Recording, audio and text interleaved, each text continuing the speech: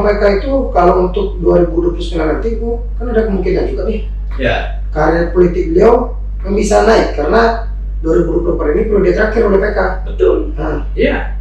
Jadi PK tentu dia tidak lagi dalam posisi berkepentingan ya untuk memperpanjang ya masa jabatan di Ternate karena sudah dibatasi oleh ketentuan undang-undang gitu kan. Nah, sebagai orang yang mau pergi pada tahun 2030 nanti ya tentu dia punya kewajiban juga untuk mempersiapkan pengganti. Karena bagaimanapun ya periode 2025 ini ya 2025-2030 ini penggalan pertama RPJMD pertama ya pada RPJP ya. 2025-2045 untuk memastikan bahwa Ternate memang ya mempersiapkan diri untuk masuk kepada yang disebut sebagai periode atau Indonesia Emas tahun 2045 itu. Nah, kalau kita lihat dari segi pengalaman ya, Pak Eka kan punya pengalaman jadi bupati. Dan yang tiga ini punya pengalaman jadi wakil bupati itu kan, jadi bupati itu kan cuma Pak Eka. Iya. Ya, Pak Ricci punya pengalaman. Ya, nggak tahu ya Pak pahit apa manis gitu kan, sebagai wakil bupati. Nah, jadi bupati kan belum punya pengalaman. Ya kan, dia punya pengalaman. Kita nggak tahu juga. Ya, komitmen antara Pak Ricci dengan Pak Doni Karson. Ya, nah, kita tahu lah ya jam terbang para calon wakil ini di pemerintahan. Saya kira mereka belum punya ya. Pak Ahmad Pali tidak punya pengalaman di pemerintahan. Pak Doni Karson juga tidak memiliki pengalaman pemerintahan. Nah, tetapi kita bisa lihat Pak Ahmad Pali ini dia anak seorang tokoh politik sekaligus punya pengalaman panjang pemerintahan. Pak Suirsam itu 2 periode di Kota Praman. Ya, jadi Pak Suirsam ini periode pertama itu dipilih oleh DPRD. Iya. Ya, dipilih oleh DPRD. Periode kedua dia pemilihan langsung. Iya. Dengan suara yang sangat signifikan dan meninggalkan legasi yang saya kira diakui oleh warga Padang Panjang. Sampai sekarang ya, beliau masih anggota DPR RI periode kedua saya tahu. Ya. Sekarang nah, artinya apa? Ahmad Pali tidak punya kesulitan untuk mencari guru. Dia punya guru sejak lama, orang tuanya bisa jadi guru sekaligus. Ya. Nah, kakak kandungnya itu pejabat utama di Kota Padang Panjang, jadi ada tempat dia belajar. Kalau Pak Doni Karson dia tidak punya pengalaman pemerintahan. Nah, saya kan tidak tahu dia belajar dengan siapa. Ya. Takutnya nanti ya dia salah berguru, salah pelajaran. Ya, lalu merasa dia bisa melakukan atau meminta apapun ya dengan kedudukan sebagai wakil bupati itu. Ya, karena biasa orang baru kan tidak paham perundang-undangan. Dia tidak tahu posisi. Ya, dia tidak tahu posisi. Ya, bisa jadi dia meminta sesuatu yang sebetulnya tidak boleh dia minta, tapi tidak boleh diberikan kepada dia. Ya, persoalan ini satu lagi Bu. Tadi aku bilang apakah nanti di periode 2025-2030 ini Eka Putra akan melakukan hal yang sama dengan Ahmad Fadli? Ya. Seperti yang terjadi di Eka Ricci ini. Nah, persoalan Ricci dengan Doni Karson nih Bu. Ya. Kan ada berbicara dengan keilmuan.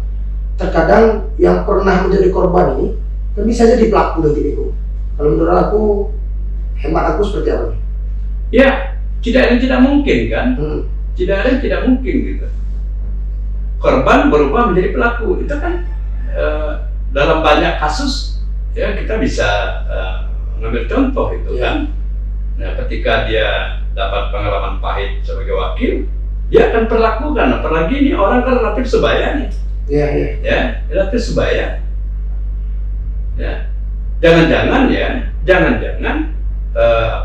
kalau betul bahwa atau Pak Ricci merasa dipinggirkan oleh PK, ya kan? Dia merasa ditinggalkan, dipinggirkan gitu ya, tidak diberi ruang, tidak diberi peran gitu ya. Ya, karena Pak Ricci menunjukkan tanda-tanda untuk berkompetisi gitu kan, untuk jadi kompetitor. Nah, kan hal yang sama bisa terjadi pada Pak Ricci dengan Doni Carson, karena dari segi usia mereka relatif sebaya.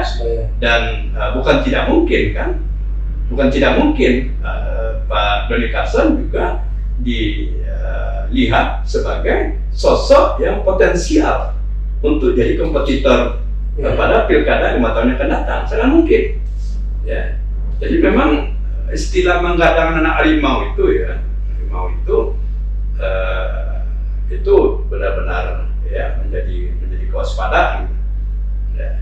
Karena begini, ini orang-orang muda, saya melihat ya kecenderungan memang menjadi rente, pemburu kekuasaan gitu kan. Mungkin berkuasa, kalau bisa selama-lamanya berkuasa gitu kan. Jadi orientasi bukan pengabdian. Jadi kalau mereka terpilih 2024 ini, pikirnya sudah melompat ke 5 tahun yang akan datang. Ya.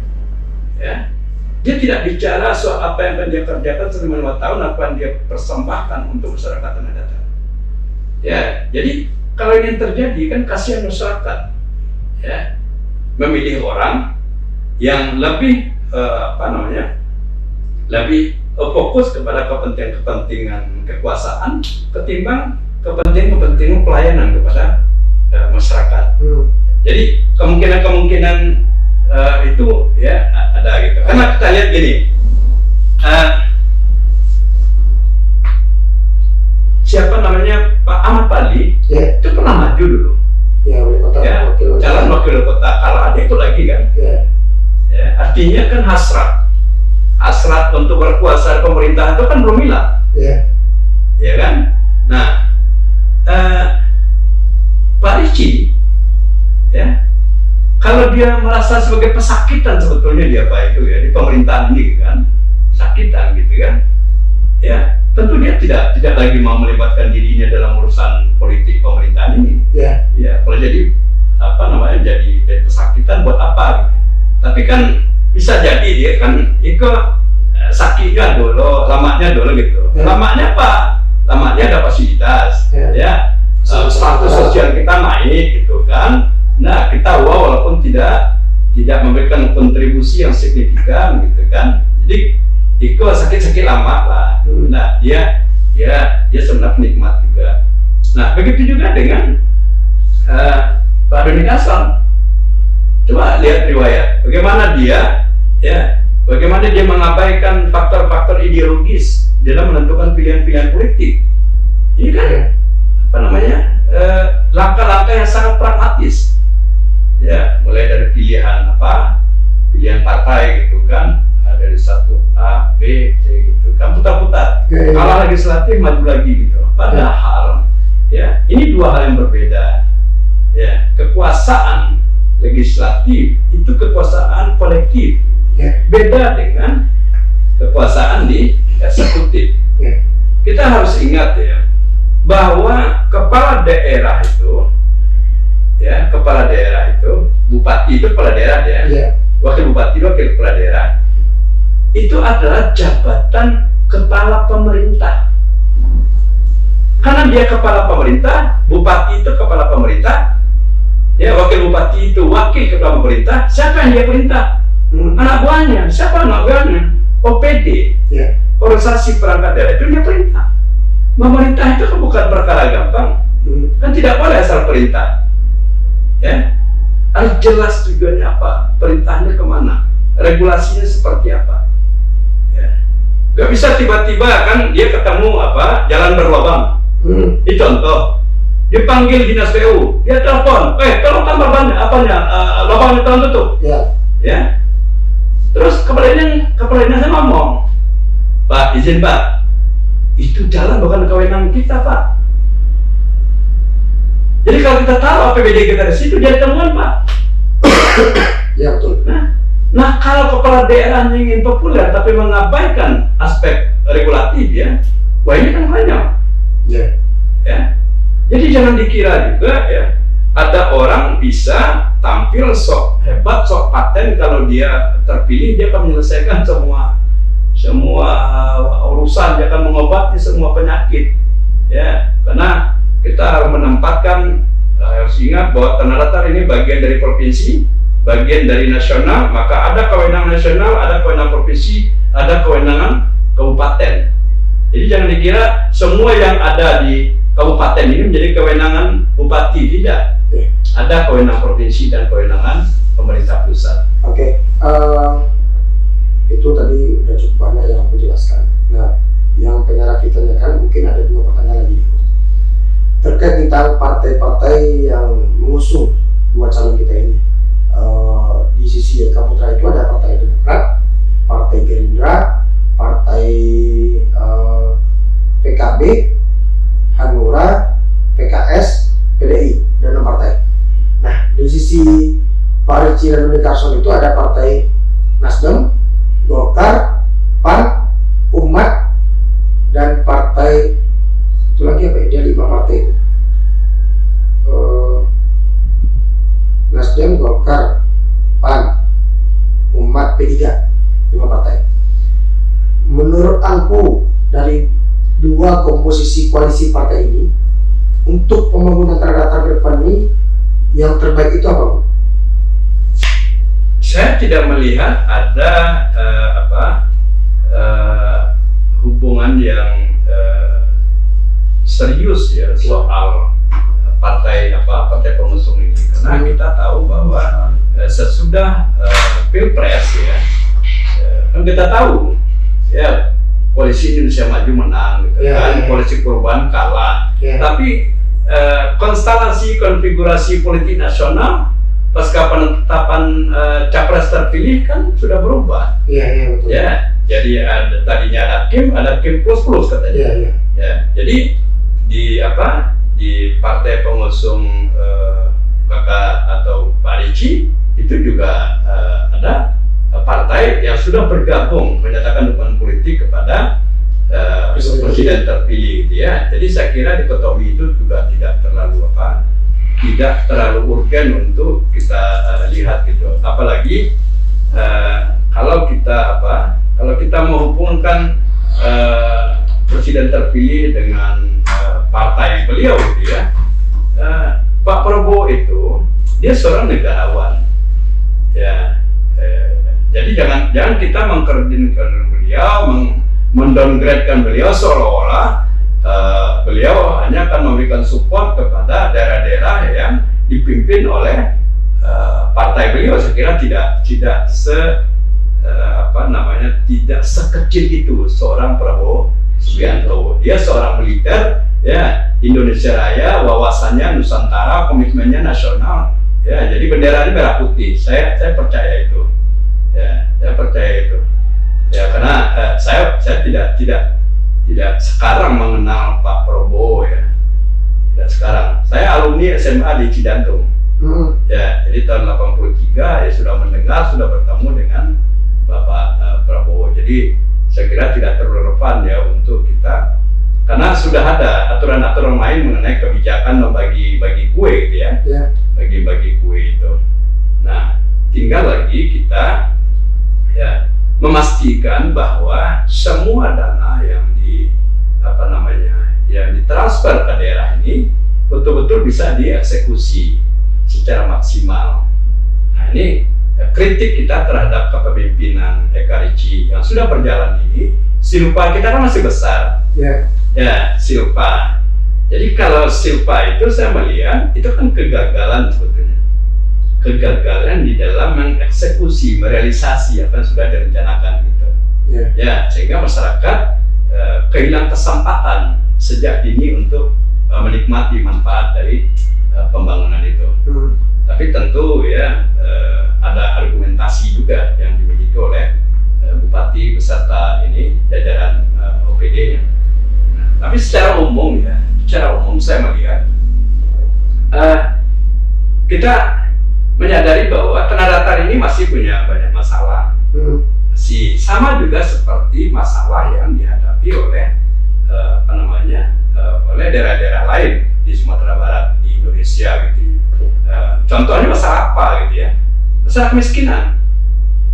Tanah Datar masih punya masalah kemiskinan, tapi jangan lupa Tanah Datar itu kabupaten, kabupaten di Sumatera Barat yang angka kemiskinannya paling rendah loh. Ya. Ya. Cenderung setiap tahun menurun. Itu data lah. Coba dilihat ya Pak. Ya. RPJM teknokratik. Jadi saya kira ini saya mengajak juga untuk apa? Untuk semua para pendukung pasangan calon ya, untuk mereka baca itu data-data ya yang tertera di dalam RPJM teknokratik yang harus menjadi rujukan oleh pasangan yang berkontestasi pilkada ini.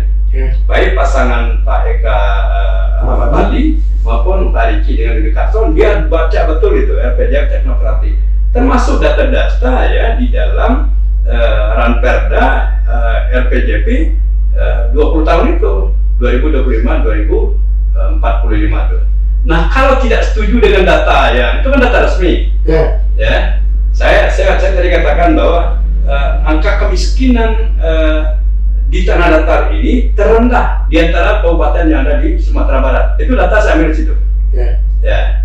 Nah kalau ada data lain silakan ya untuk disandingkan, dibandingkan, diperdebatkan data mana yang betul. Kalau saya kan pegang data itu data resmi. Karena saya tidak punya data lain. Jadi saya percaya dengan data itu sampai terbukti data itu nggak benar. Jadi saya cara berpikirnya begitu.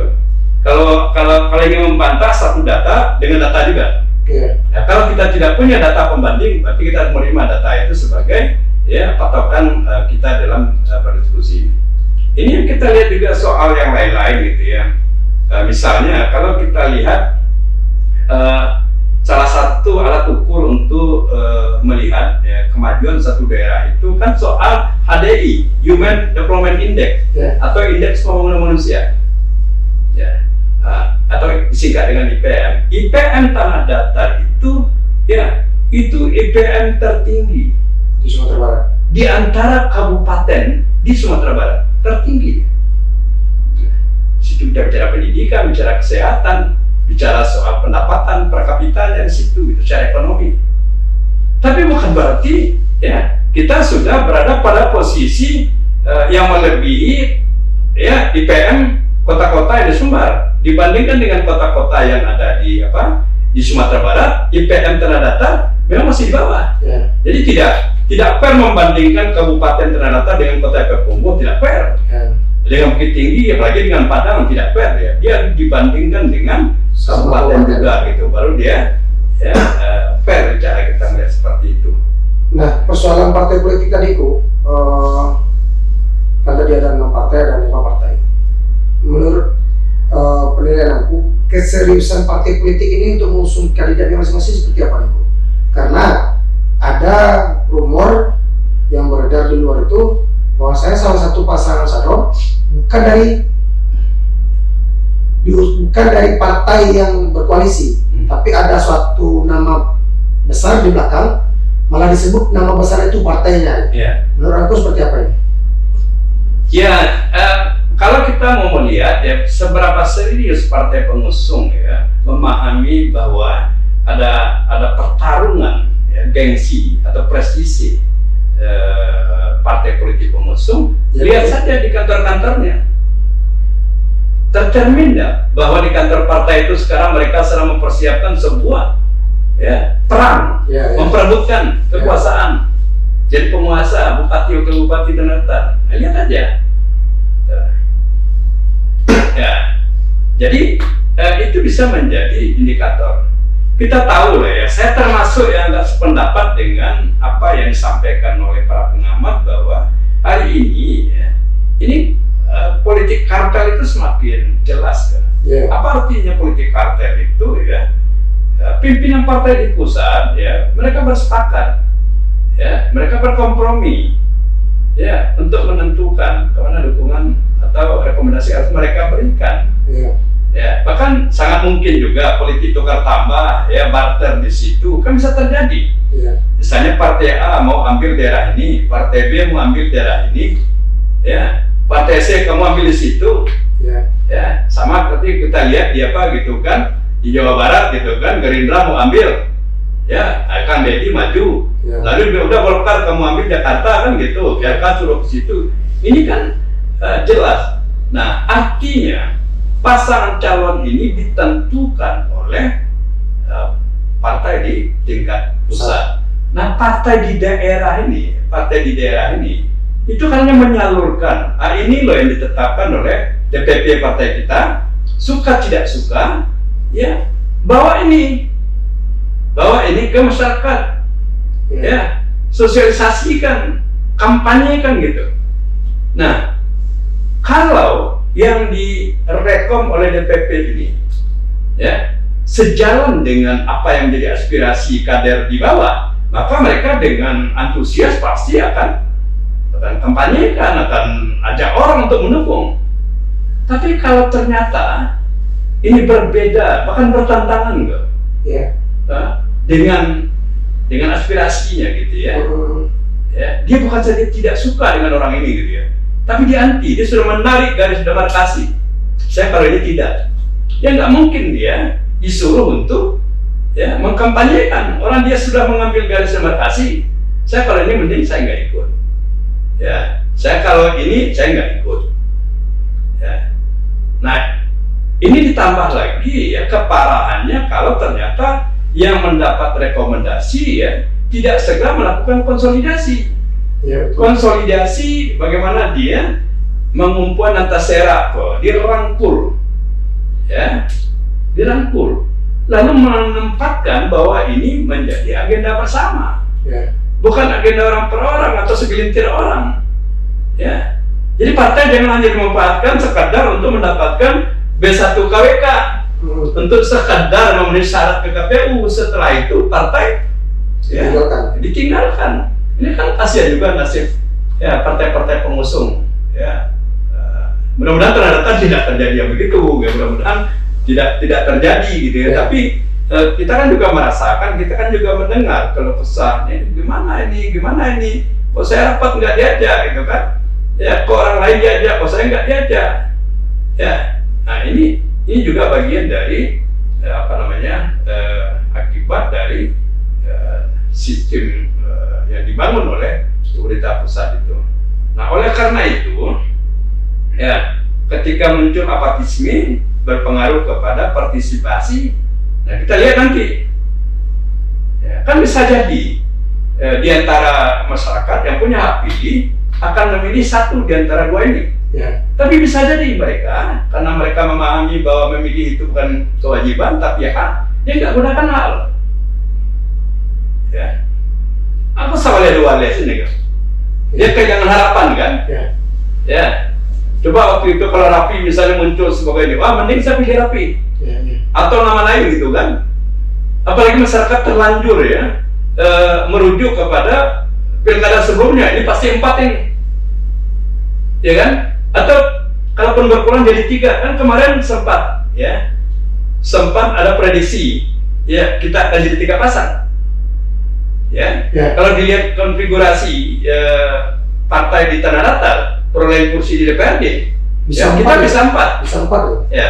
Bisa 4. Tapi akhirnya cuma 2. Dan 2 itu juga sebetulnya dua-duanya incumbent. Ya, dua-duanya incumbent. Jadi masyarakat yang melihat ya Eka Lici gagal, ya, karena ukuran itu bisa menjadi sangat subjektif, pribadi, kelompok gitu. Ya, misalnya begini, dia melihat ya selama Eka Lici ya jadi pimpinan daerah, ini kok sekolah saya nggak pernah diperbaiki gitu. Dia cuma lihat sekolah, ya kan, dia teriak-teriak terus, ya, sehingga dia merasa bahwa dia tidak diperhatikan, ya, padahal Eka Lici sedang prioritaskan yang lain, ya. Mungkin dia sedang prioritaskan ya untuk memperbaiki sarana kesehatan, ya.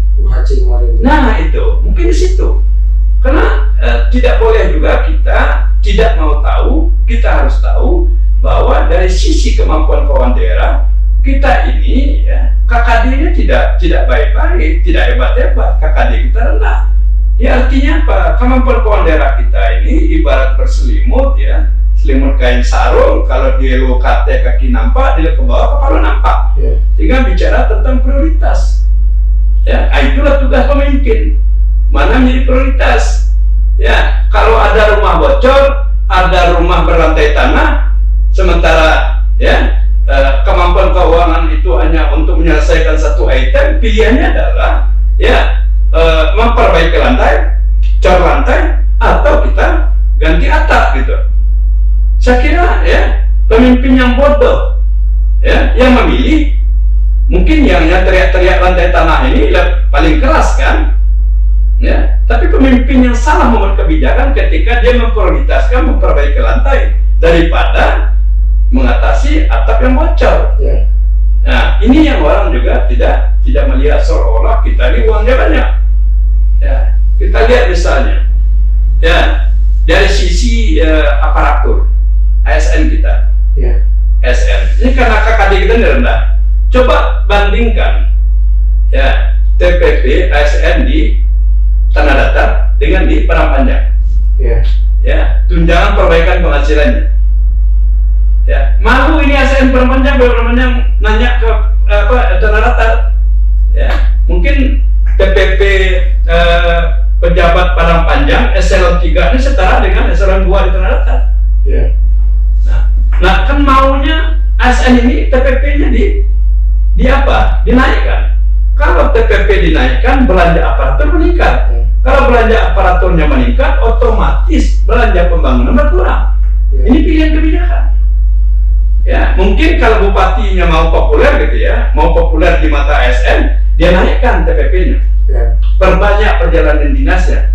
Tapi masyarakat pasti tambah berteriak karena tidak ada uang untuk mengakomodir aspirasi masyarakat. Atau sebaliknya, dia prioritaskan alokasinya ke masyarakat, ya ASN yang menjerit. Nah, itulah yang ditimbang oleh kepala daerah. Ya, dia harus pandai-pandai ini, ya untuk memilih kebijakan, ya tidak terlalu ke kiri, tidak terlalu ke kanan gitu. Nah, persoalan ini Bu, ini mungkin udah masuk ke sisi-sisi terakhir. Kemarin kita udah bersama-sama melihat draft dari visi misi dari kedua kandidat, dari dua pasangan calon.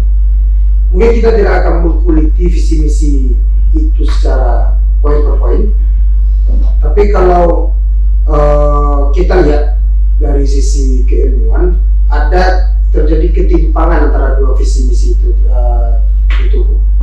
Nah, menurut aku secara global kita berbicara visi misi antara dua pasangan calon ini seperti apa menurut aku? Ya, meskipun visi misi yang disebar melalui flyer di berbagai media sosial itu ya belum dibacakan secara resmi di hadapan publik ya. Tapi ketika kita melihat visi misi Pak Eka Pali dan Pak Ricci Doni Carson ya, yang saya pahami ya, ini yang saya pahami. Saya diskusi visi misi ini sudah sejak tahun 93. Saya ikut dalam penyusunan pola dasar pembangunan Sumatera Barat tahun 93 Repelita 6 ya. Jadi istilah visi misi itu saya udah mulai itu. Visi itu ini. Pengertian visi itu. Pengertian misi itu. Secara sederhana ya, visi itu adalah sebuah gambaran, sebuah keadaan yang menjadi cita-cita untuk kita laksanakan, untuk kita capai. Jadi kalau visi 5 tahunan, ya apa sih yang digambarkan, keadaan seperti apa sih yang digambarkan oleh ya Pak Eka dengan Ahmad Pali dan Pak Ricci dengan Doni Carson. Nah, untuk visi mungkin Raffi bacakan, kalau misi gak usah Raffi bacakan. Kalau visi Eka Fatmi itu terwujudnya Kabupaten Tanah Datar Madani yang maju dan berkelanjutan berdasarkan adat masa bicara, syarat masa di Kitabullah. Sedangkan visi Ricci April dan Doni Carson itu mewujudkan jalan baik menuju Tanah Datar Madani. Ya, jadi pilihan kata ya. Visi itu dirumuskan dalam kalimat yang pendek, tapi bukan dalam bentuk kata kerja. Lazimnya diawali dengan kata ter. Berarti Dia kata sifat ya, terwujudnya gitu. Ya, kata awalan Mei itu Ya. dia masuk ke misi. Apa itu misi? Ya, sebuah tindakan yang harus kita lakukan dalam rangka mencapai visi visi itu. Jadi mewujudkan, menciptakan, kita melaksanakan. Nah, itu bahasa dari misi. Ya. Jadi kalau apa yang disebut visi misi oleh pasangan Pak Ricci dan Pak Dodi Karson, saya belum punya ilmu untuk apa. Ya, itu bukan visi misi seperti yang saya pahami. Ya. Artinya apa? Itu bukan visi misi. Itu bukan visi misi namanya. Ya, karena begini.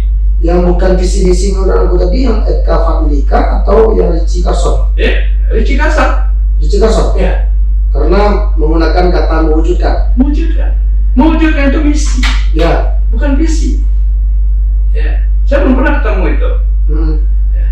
Karena bagaimanapun ya, tadi saya katakan, ya, ini pasangannya sampai sekarang masih Dwi Tunggal ya. Pasangan Dwi Tunggal. Nah, pemerintah Kabupaten Tanah Datar sudah menerbitkan RPJM teknokratik. RPJM teknokratik itu RPJM yang harus dijadikan rujukan oleh pasangan calon di dalam merumuskan visi misi, termasuk juga rancangan peraturan daerah tentang RPJP, rencana pembangunan jangka panjang untuk periode 2025 sampai 2045, karena RPJP itu 20 tahun gitu. Ya. Nah, pertanyaannya, ya, saya kan juga membaca ini rumusan visi misi RPJP yang disepakati oleh pemerintahan sekarang, ya, untuk periode 2025-2045 itu adalah tanah datar maju, ya, berkelanjutan dan berbudaya, berlandaskan adat syarat ketentuan. Ya, itu visi yang dituangkan dalam dokumen RPJM teknokratik itu. Ya, kemudian tentu ada turunannya gitu kan. Nah, turunannya, ada turunan misinya, baik misi itu. Tapi itu semua, ya, dalam rangka menyelesaikan apa yang menjadi persoalan pokok. Apa yang menjadi di kabupaten. Masalahnya apa? Kalau rumusan masalahnya ada, baru ada kebijakan. Ini kerja kepala daerah, baru ada program, baru ada kegiatan, baru ada anggaran. Nah, salah satu masalah gitu kan, di dalam rumusan itu ya, misalnya IPM kita tertinggi di antara kabupaten di Sumatera Barat, tetapi masih di bawah rata-rata provinsi loh, masih di bawah rata-rata nasional. Artinya, ya, program kegiatan atau kebijakan program kegiatan itu mesti mendorong agar terjadi peningkatan IPM kita setidak-tidaknya setara dengan IPM Provinsi Sumatera Barat. Nah, tentu ini akan ditopang oleh berbagai sarana prasarana ya dalam bentuk kegiatan. Misalnya penduduk miskin di Tanah Datar terkecil, terendah di antara kabupaten lain. Tapi tidak boleh karena kita merasa bahwa kita terendah antara kabupaten lalu tidak ada perhatian untuk menanggulangi kemiskinan. Siapa yang paling berani menawarkan bahwa kalau dia terpilih dia akan menekan angka kemiskinan ini pada angka berapa? Itu tawaran. Kalau kita bicara mengenai ini masa pendidikan di Tanah Datar ini cukup tinggi. Siapa yang berani meningkatkan? Ya, kalau misalnya jalan kabupaten kita ada yang baik, ada yang sedang, ada yang parah. Siapa yang mau menyelesaikan yang parah ini? Ya, kalau misalnya sekolah kita ini ya sebagian bangku rusak, kursi rusak, ya bangunan tidak layak, siapa yang menyelesaikan? Ya, mestinya itu yang mereka coba mereka tawarkan gitu. Berani nggak dia bicara seperti itu? Kalau saya ini contoh Kampung Nambo ya, Batu Taba, Telata ada tapi Danau Singkara. Tahu nggak pasangan calon ini bahwa orang Batu Taba itu sebagian besar itu air untuk mandi, air untuk cuci piring mereka beli. Ya, mereka beli karena ada penjual air air bersih ini lewat tangki-tangki itu. Dan satu bak itu harganya bisa 100, bisa 150. Bayangkan gitu. Siapa yang menyelesaikan ini? Ya. Belum semua warga tanah datar, belum semua rumah tangga tanah datar ya dilayani air bersih, air berkualitas, berkelanjutan, kadang hidup, kadang mati. Siapa yang menyelesaikan? Siapa yang mau menawarkan itu? Itu mestinya mereka jual. Ya. Begitu juga sektor yang lain. Siapa yang mau yang menjanjikan bahwa angka kematian ibu melahirkan dia katakan sekian persen, angka kematian bayi dia katakan dia akan meningkatkan pelayanan kesehatan, ya, mencukupkan tenaga medis. Kan seperti itu yang harus kita gitu. Dia akan memberikan insentif lebih besar kepada kader-kader posyandu supaya dia bisa melakukan ya langkah-langkah preventif penanggulangan penyakit masyarakat misalnya. Itu yang harus mereka coba tawarkan. Tetapi ingat bahwa semua janji-janji itu dia harus direalisasikan, dan ketika direalisasikan dia ya berkonsekuensi pada pembiayaan. Nah, yang jadi pertanyaan, duit kita ada nggak? Kita punya uang nggak? Harusnya dihitung uang kita ada berapa. Ya, ini kalau kita bicara soal keuangan, ada kemajuan pencapaian ya PAD kita, PAD kita meningkat loh. Ya, APBD kita 1,2 terakhir ya, setahu saya itu 1,2. Kemudian kontribusi PAD pendapatan kita itu pada angka 12,sekian% di 2 digit. Nah ini kan Arbilian ya masih dimungkinkan nggak? Ya, untuk dinaikkan. Kemudian kita lihat juga di AU kita seperti apa. Itu yang Bung Raffi tadi tanya gitu ya. Apakah kita akan mendapatkan AU yang lebih besar? Dari pemerintah pusat. Ya. Kalau misalnya pemerintah pusat membuat kebijakan gitu ya, oke, dia akan turunkan program dengan catatan daerah punya kesanggupan untuk menyiapkan dana sharing, dana pendamping misalnya. Kita punya duit nggak? Kan orang tidak mau beri 100%, berinya 80% dan 20%, kamu punya duit nggak? Nah itu pelarinya kan ke PAD. Ya harus dihitung betul duit kita ini berapa. Jangan ya janji-janji mau bikin ini, bikin itu segala macam, tapi lupa menghitung kita nggak punya duit. Terakhir Bro, ini pendapat Raffi pribadi dari visi misi tadi, kayaknya di antara dua pasangan calon ini ada yang tidak serius dalam mengusung pilkada tanah datar, karena satu secara visi misi terkesan ada campur tangan pemikiran dari seorang tokoh intelektual, yang satu lagi seakan-akan menjadi kepala daerahnya seakan bermain dengan misi jalan baik. Menurut aku sikat sebelum kita minta statement penutupan, menurut aku seperti apa? Ya, tadi saya katakan ya, visi misi pasangan Pak Ricci dan Doni Kasson ya, saya tidak punya ilmu ya untuk menilai atau melihat itu sebagai sebuah visi misi. Artinya apa? Menurut saya itu kalimat yang tidak punya makna apa-apa. Dia tidak visi, tidak juga misi. Ya. Kita tidak berbicara tentang jalan loh. Jalan itu kan sarana penghubung. Ya. Existing kita itu, kondisi kita sekarang di mana? Terus kita mau menuju kemana? Itu ada jalan. Ya. Sekarang problemnya problem tidak ada jalan atau problem kita tidak mau berjalan. Kan itu. Apa memang tidak ada jalan? Ya. Sehingga kita harus membuat jalan. Sebenarnya jalannya ada apa? Kalau kita tidak mau berjalan. Ya. Bagaimana mau berjalan? Memang tujuan aja kita nggak tahu. Masa tujuannya bikin jalan lagi? Ya.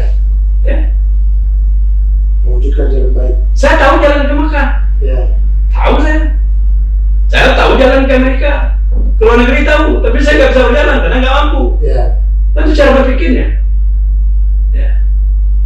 Jadi terus terang saya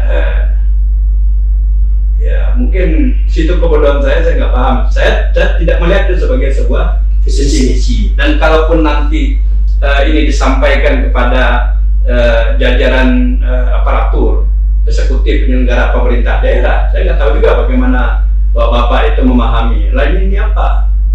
Nah, karena saya lihat tidak merujuk sama sekali kepada RPJM teknokratik itu. Nah, atau memang Pak Riki tidak ikut serta di dalam RPJM itu, RPJM teknokratik itu, tidak ikut serta di dalam penyusunan rancangan peraturan daerah RPJP 2025-2045. Berarti kalau yang mengarahkan RPJM yang 2025-2045 dari dua visi-visi ini lebih bisa bilang yang mendekati dengan RPJM itu ya visi misi Eka Fadli. Iya. Kalau jadi logikanya begini. Gini, kalau RPJM teknokratik ini dan rancangan peraturan daerah RPJP 2025-2045 ini merupakan hasil kolaborasi Pak Eka dengan Pak Riki, Bupati dan Bupati, maka semestinya Pak Eka Riki dalam merumuskan visi misi 5 tahunan untuk masa jabatan 5 tahun merujuk kepada dokumen ini. Dia merujuk pada dokumen ini. Nah, kalau dia tidak ikut serta, dia merumuskan visi misi itu berdasarkan data apa? Iya betul. Berdasarkan fakta apa? Apa dia punya data sendiri di luar data resmi? Nah, kalau beliau memang punya data sendiri, mestinya data itu disajikan ke publik. Soal kesahihan data itu tentang kelayakan data itu sebagai rujukan. Dia mencerminkan enggak fakta yang sebenarnya. Jadi sampai hari ini terus terang bicara tentang tanah datar kini, saya merujuk kepada data ini. Kelihatan di situ. Dulu tahun sekian kondisinya begini. Tahun berikutnya begini, tahun berikutnya begini. Sehingga saya ada tren. Ada kemajuan, ada pergerakan maju. Tapi terus terang memang tidak melesat, tidak cepat gitu. Nah, tidak cepat itu kan bisa jadi karena Pak Eka tidak full, duit tunggal ini tidak total gitu kan. Saya nggak tahu apakah Pak Eka melihat Pak Riki selama ini sebagai komponen atau faktor pendukung atau pengganggu, kan nggak tahu. Itu beliau berdua yang merasa apa. Tapi kalau kita bicara soal percepatan cara percepatan tentu bicara juga tentang sumber daya yang lain, sarananya apa gitu kan. Kelebaran kendaraan cc-nya kan harus kita lihat. cc yang kecil tidak bisa disamakan kecepatannya dengan cc besar. Tapi kalau kita mau pakai cc besar biar dia cepat, kita jangan lupa juga BBM-nya lebih besar juga, kan? Nah, ketika BBM-nya besar, artinya belanjanya besar. Duit kita ada nggak? Itu kan beda. Bawa Agia seperti mobil saya dengan Pajero kan beda, kan? Kecepatannya juga pasti beda, kan? Nah, kalau kita mau cepat, nah ini cc-nya ada BBM-nya enggak? Dia sediakan anggaran beli minyaknya berapa? Kalau enggak, berarti ini kita pakai yang ini. Ini yang harus diperhatikan. Oke, terakhir Bu, Raffi minta statement terakhir aku untuk masyarakat Kabupaten Datar yang menonton podcast kita ini. Apa yang harus dilakukan oleh masyarakat Kabupaten Datar dalam menentukan pilihan di Pilkada 2024 ini? Tentu kita semua harus mendasari pilihan itu bukan karena pertimbangan emosional primordial. Dia harus didasarkan kepada pertimbangan yang rasional, yang logik, terukur dia. Kalau dalam agama itu yang guru ngaji saya ajarkan itu, kita harus menyerahkan urusan itu kepada ahlinya. Kepada yang ahlinya. Jangan serahkan urusan kepada yang tidak ahli. Kalau urusan itu dikerjakan bukan ahli, maka tunggu kehancuran. Nah, siapa di antara dua pasangan ini dianggap ahli? Ukurannya apa? Kita pulang ke pemerintahan, ya, kepada masyarakat ini. Dia menilai, wah ini punya pengalaman jadi bupati, ini belum punya pengalaman jadi bupati. Ya, kita kan nggak tahu juga kemesraan, ya, kemesraan Eka dengan Pak Fadli ini akan seperti apa, ya kan? Ya. Kemesraan antara Pak Ricci dengan Pak Dodi Kasron ini akan seberapa lama? Ya. Kita nggak tahu, ya, tahu. Nah, tetapi kalau kita lihat, gitu kan, kalau Pak Eka pasti dia punya pengalaman, Ya. ya, dia pasti ini. Tapi kalau Pak Ricci dia punya pengalaman juga, dia akan melihat Dodi Kasron sebagai tokoh atau sosok yang potensial jadi kompetitor, maka tidak ada pilihan lain, dia akan mempersempit ruang untuk Dodi Kasron, gitu kan.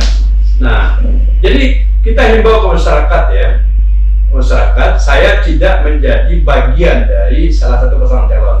Ya. Makanya saya pakai baju putih, ya, kombinasi dengan sal merah putih. Ya.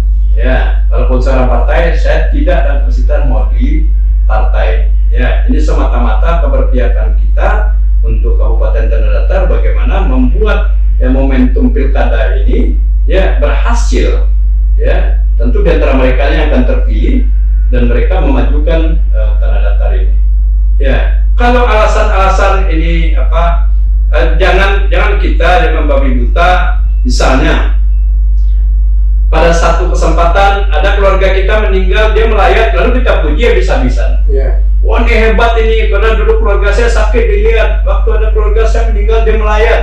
Wah, hebat sekali dia mengukur di situ. Ya. Tapi satu kali misalnya ada juga di antara mereka ini pernah diundang pesta, nggak datang, ya caci maki, ya dulu saya panggil, saya undang, dia nggak datang, saya kecewa betul. Ya, jangankan kalaupun dia nggak datang nggak apa-apa, papan bunganya juga datang, itu sudah alhamdulillah. Ini nggak juga, gitu kan. Jangan kita ya menentukan pilihan dengan alasan-alasan yang remeh gitu, ya, remeh begitu. 371.000 loh warga Tanah Datar, ya, dan tidak semuanya bersuara lantang, apalagi di media sosial. Ya, jadi suara media sosial tidak bisa dikatakan sebagai representasi suara mayoritas karena mereka tidak beri mandat. Saya sebetulnya berharap ya pasangan calon itu menunjuk ya orang-orang kepercayaannya untuk menjadi juru bicara sehingga jelas. Ya, kalau rapi ditunjuk misalnya oleh pasangan mana, jelas omongannya itu ya omongan yang dipertanggungjawabkan pada orang menunjuk. Ya, jangan pribadi-pribadi seolah-olah dia pendukung salah satu pasangan calon yang pasangan calon ini belum tentu juga nyaman ya dengan narasi-narasi yang mereka bangun di media sosial. Jadi supaya masyarakat ini mendapatkan pencerahan, mendapatkan edukasi yang baik, ya saran saya ya setidaknya nanti di masa kampanye nanti pasangan calon ini mulai menunjuk juru bicara. Nah, ini pendukung perwira kan yang menjelaskan visi misi termasuk yang tadi itu. Ya, saya tidak bijak itu membuat kesimpulan kan karena belum dijelaskan apa yang dimaksud dengan visi misi yang semacam itu, gitu kan. Nah, tidak jelaskan. Tetapi kalau ya orang per orang, tokoh-tokoh yang ya merasa-rasa gitu bagian dari ini, hari ini dukung si A, besok lari ke B gitu kan ini hal yang biasa kita lihat gitu kan. Nah, yang begini-begini tentu kita nikmati sebagai obrolan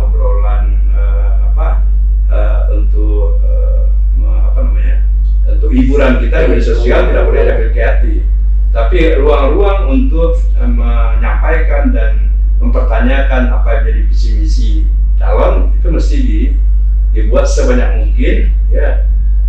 Semacam podcast inilah, saya kira podcast Rapi ini ya sesuatu yang menurut hemat saya ya ini forum yang baik untuk mengedukasi masyarakat. Saya tidak berpretensi untuk menjadi bagian dari salah satu calon. Apalagi sebagai nenek mama ya, saya ketua di Majelis Kerapatan Adat Nagari Betipus Purwokerto Padang Panjang.